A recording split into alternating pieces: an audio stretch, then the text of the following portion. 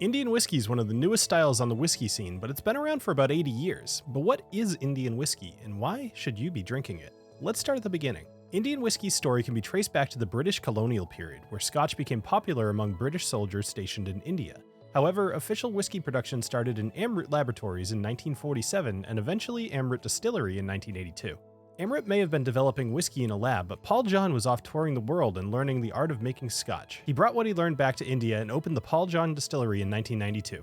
Indian whiskey pushed its way onto the world stage with Amrut's launch of its single malt whiskey in Glasgow in 2004. But Indian whiskey faced challenges in global markets because it wasn't always made entirely out of grain.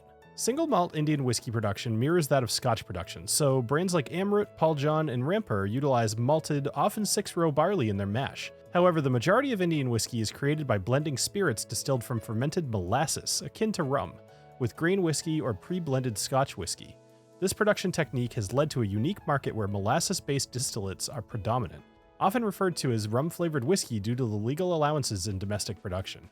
Aging is played out much faster on the Indian soil due to warmer temperatures, making a year of maturation in India akin to 3 years in Scotland. This often results in younger malts with lesser age statements like 12 or 15 years or no age statement at all. India's whiskey scene is vibrant, with a plethora of brands gaining both domestic and global recognition. Here's a few for you to look out for. Amrut, the ones who started it all. They have multiple standard offerings and occasional special releases. Paul John, which is a personal favorite of mine and often comes with tropical fruit notes. Rampur, distilled in the foothills of the Himalayas, it has a unique terroir and the climate contributes to its smooth and mellow character.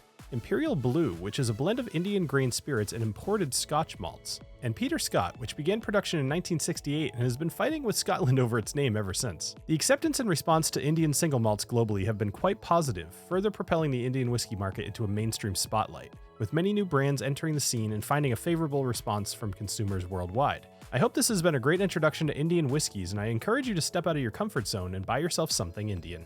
Cheers.